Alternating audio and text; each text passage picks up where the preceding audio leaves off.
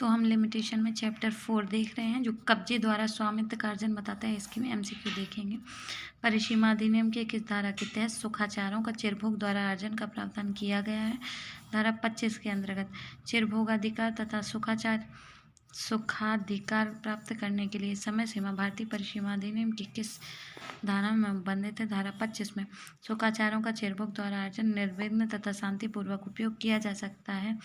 धारा 20 तक सुविधाधिकार का दावा करने के लिए आवश्यक है कि व्यक्ति 20 वर्ष की अवधि तक उस सुविधा का स्वच्छंद और शांतिपूर्ण ढंग से लाभ उठा हो, 20 वर्ष तक उठाया हो।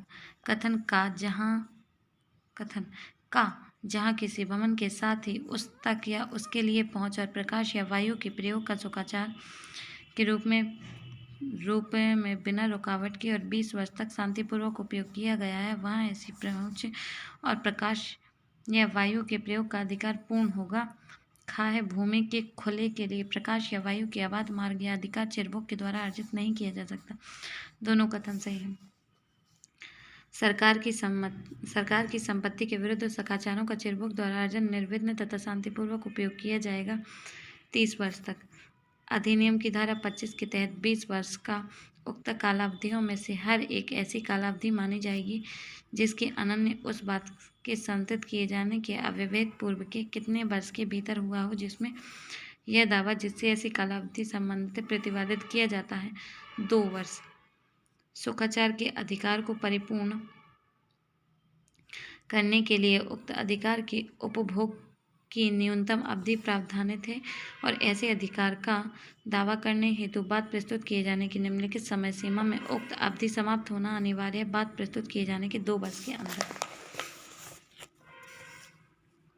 राज्य सरकार की संपत्ति पर से किसी भवन में प्रवेश, उपयोग, प्रकाश एवं हवा के सुखाधिकार को चिरभोग द्वारा अर्जित करने हेतु परिसीमा है 30 वर्ष। अनुच्छेदी संपत्ति के उत्तरभोगी के पक्ष में अपवर्जन का प्रावधान किया गया है। धारा 26 के तहत किसी आजीवन हित पर अनुदत्त किसी भूमि या जल के उपयोग या उपभोग के सुखाधिकार भारित भूमि के अधिकार उत्तरभोगी के द्वारा ऐसे हित या अवधि के अंत हो जाने पर ऐसे अंत से कितनी समय अवधि के भीतर सुखाधिकार के उपयोग के अधिकार का प्रतिरोध किया जाना आवश्यक है 3 वर्ष के भीतर। परिसीमा अधिनियम सामान्यतः उपचार बाधित करता है लेकिन अधिकार समाप्त नहीं करता। इस नियम का अपवाद केवल इस धारा में पाया जाता है। धारा 27 में संपत्ति